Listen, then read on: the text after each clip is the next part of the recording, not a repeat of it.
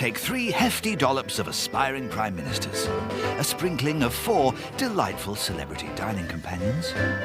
Mix them all together for an evening of political chat. Cheers. Simmer for 90 minutes and then bring to the boil.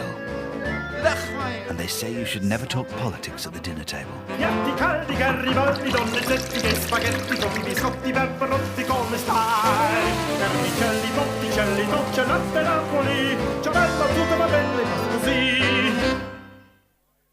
8 p.m, Westminster, and it's canapes and blue nun for our 4 guests. They are broadcaster Clive Anderson, historian Simon Sharma, TV presenter Ulrika Johnson, and impressionist and comedian John Coleshaw.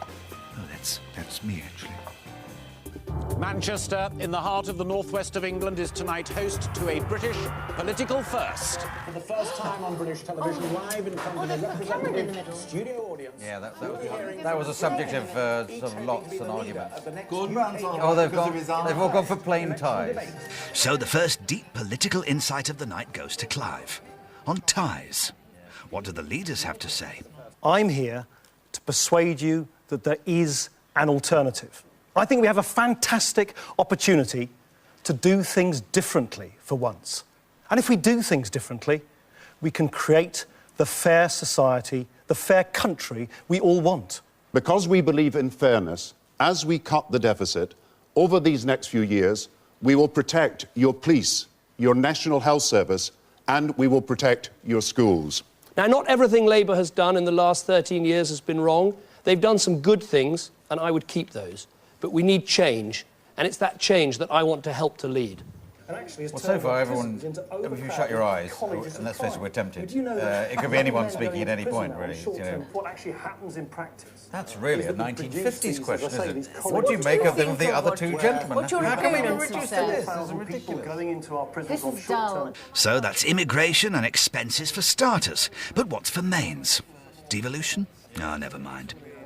Body language says so much at a dinner party. What about the 3 leaders?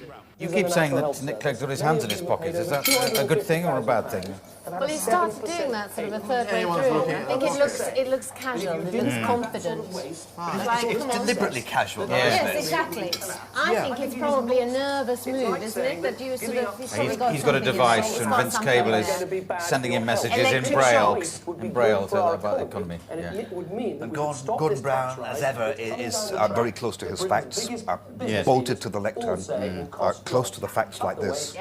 Some of us are beginning to think it's getting a little unfair. We don't have £17 billion for a tax cut. Nick Clegg on that specific We've point. spelt out exactly. This is just so... I think actually Nick Clegg has had more airtime than... He really has had more... We're turning against Nick Clegg now. We were saying how pretty well... He's obviously stitched it up. Now we hate him. Get him off. What a rubbish job. We're not voting for the moderator. It's the... You're just as well, really. It's enormously disproportionate, isn't it? Yeah. They'll all be there with their stopwatches and saying... I'm sure that they must we were be. 5 minutes down on that one. We want... No, 30, Sky will have to give us another 13 6. seconds. More wine, please. But we've put the helicopters in, we've put the vehicles in, and we are giving our troops the equipment we Thank need. you. And I'm very proud of Thank you very much indeed. Round 2 is Gordon Brown. You think? No, really? On based on I what? do. Not waffling, very clear, unhistorical. In the last 20 minutes or so. It's my feeling. Ulrika's fed up and brought her own dessert. Good for you, me dear. You can come again. So it's nearly all over. I hope it is. All the challenges, all the problems we have, I think we can be really hopeful about the future. I genuinely believe we can have a better, fairer country if we do things differently. I look forward to the next debate so we can get all the issues aired about the future of our country. And I think one of the things I've heard during this debate is just repeated attempts to try and frighten you about a Conservative government. And I would say, choose hope over fear. Time to whisk them home in their executive limo and vote. Nick Clegg sort of partial thumbs up like that in the thermometer. Cameron about the same in the thermometer, registering about a 6. Mr. Brown perhaps a bit more. I'd give him 6.7 to 7, perhaps. I think Clegg had a thumb up until he sort of wilted and went down a bit. Cameron was pretty down, then got right up at the end.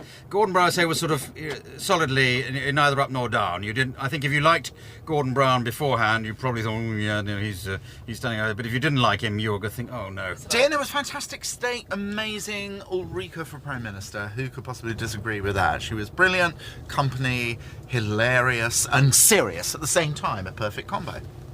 Nick Clegg did brilliantly, but he was liberated really from expectations from the beginning. So he was the one who most resembled a human being, really. Actually, the others were of course like that, but he did, I think, connect with the audience, and it was a big audience. So he was the one who had a lot to gain, and he really did gain, I think, actually. The person who really shone at the end with a fantastic summary and was absolutely brilliant at the end. Maybe it was a little bit too late for him, but David Cameron. So for finishing off, I'll give him a 10. So there you go, tonight's Come Wine With Me champion. No one really. This week, Come Wine With Me dinner party makes the one on the Rory Bremner Show.